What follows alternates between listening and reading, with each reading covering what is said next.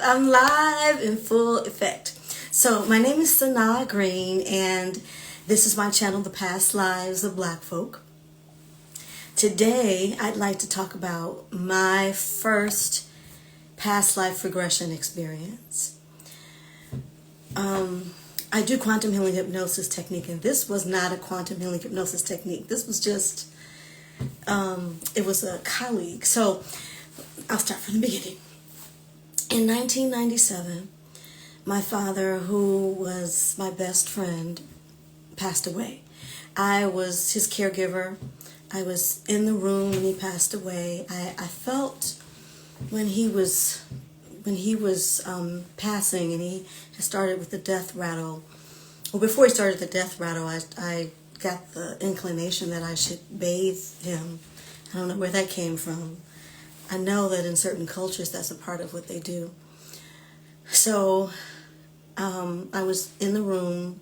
I was there with my aunt, his sister. We had slept in the room in the hospital. My mother called. My mother and father were divorced, so my mother called to see how everything was going. And I was kind of running around. Excuse me, I'm going out dancing tonight, but I wanted to do my live before I go dancing. And it's interesting. I'm like talking about going dancing as I'm talking about my father passing away, which was a really emotionally traumatic situation. I was so sad when he passed away, and it took me years to really get over it. So it's all good. That's what life is. Sometimes you're talking about things that are kind of sad, and then a few minutes later you're going out dancing. Hey, yay! Let's do the dancing. Let's do it all. Let it all be in together. So anyway, my father was in the hospital, and my mother called to see what was going on, and I said, yeah, he's still here, because I could still hear the death rattle. And then I got back in the bed that was next to his, because there were two beds in the room, but he was the only person in the room, and so my aunt was sitting up in a chair, and I was asleep on the bed. And then I laid down, and then I noticed that I didn't hear the death rattle anymore. So I said, Daddy? And my aunt said, he's gone, baby. He looked up and waved, and he left. And I was like, he's gone? Because even though he had been sick for a couple of years, the whole notion that he had left was a real shocker. So after he passed away, I could still feel him around. I could still feel his presence. And I was really curious what that was. So I started doing research. And it was kind of challenging for me, because I was raised Christian. I was very much engrossed in Christianity. And so I was trying to understand what was happening through the lens of Christianity. And try as I may, I wasn't able to actually get the answers that I needed. So I started looking in other areas. One of the things I studied was Black Hat Sect Tantric Buddhist Feng Shui. I was living in New York City at the time, and there was a professional training program. And I thought, after I'd had this experience with my father, I thought that I needed to have a total shift in my work and in my life and what I was doing with it, it was a spiritual awakening. So in the Feng Shui class, there was a woman who said that she did past life regression. Let's see, I may have read the book Many Lives, Many Masters by Brian Weiss at that time. So I think I had read that book. But anyway, so I had her do a past life regression. I just went to her house, and she guided me. And I was guided to a situation where I was male. I was some kind of a priest or healer or both. And I was called to go to a person's house. There was a woman there, and I think the woman was related to me in some way. The woman was believed to have been possessed by a discordant spirit, a dark spirit, and so I was there trying to cast it out. And but I was not successful in casting the spirit out, and the woman died, and so I felt so failed. And then I woke up. I just like startled myself out of the hypnosis, and after that, it just, that whole notion of you weren't able to quite make it. You were a healer, but you couldn't quite make it. That idea has been playing around in my head, or had been playing around in my head for a long time, and it was a part of what slowed me down and stopped me from actually becoming a practitioner, so a holistic practitioner. It was, I think, the memory of that. And so finally what I realized is that after years of kind of grappling with that, is that whatever happens is destined to happen. We think we have control, and we think that having control is some measure of how wonderful we are. And in fact, life and death is not determined by any person. If you're a healer, life and death is not determined by what you do or don't do. If a person is supposed to die, then they will, if it's their time, whether or not you're a fabulous healer or not.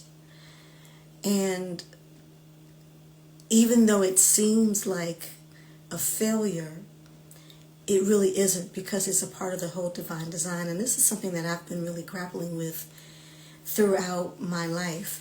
And it's really been something that I've had to get beyond as a healer. You know, for a long time I didn't even want to call myself a healer. I'm like, I'm not a healer, because I can't be a healer, because what if the same thing happens again? But recalling that past life now, looking back at it now, it helps me to know that I was mystical in another life. That we are not in control of life or death, like I mentioned, and that we have to forgive ourselves and allow the ego not to overtake us and sit by saying, oh, it didn't go well, so I must have done wrong, or I should have done differently. And that's really an ego thing. And I've been really dealing with the whole ego thing, just really trying not to be too tied to my ego. And especially when it comes to healing and being a healing influence. Because as long as ego is tied in there, then we really don't trust the power of the infinite and eternal presence of Source, of God, of the Creator, of the Divine. As long as you feel that you are bolder and more significant than the life plan that this soul has decided, then it's always going to be kind of a challenge. After I had that first past life regression, I was startled about past lives and past life regressions, and I didn't have another one for years. Although I did have some spontaneous memories of other lives that I've lived a few years after that. But I think that having a past life regression is a wonderful thing. If I had maybe worked with a different kind of she did a great job. The person who did it did a great job. And if somebody just decides to wake up, you kind of have to, because they're afraid, sometimes it can be difficult to manage. But in quantum healing hypnosis, one of the things that they tell us is that you have to walk the person through as best you can. And that was my first experience. But the next past life regressions, and I'll talk about those another time, went a lot better. And they didn't leave me. But sometimes a regression will leave you with a sense of sadness or a really strong emotion, and that's really par for the course.